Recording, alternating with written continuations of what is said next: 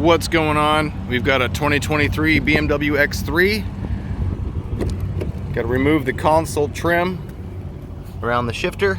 Alright, all you need here is a couple cheap hook tools. You can find these for a few bucks at parts stores. I'll leave a link in the description below for Amazon if you guys want to go there and get these. And that's all you're going to need. Alright, here we go. And this is how you do it. It's just held in by these little clips here. They pinch down into these holes. Okay. Seems like it's on there permanently at first, but if you come right back here and get a little cheap hook tool under there and just give some pressure there and here, it'll start popping right out of there. You just got to be careful.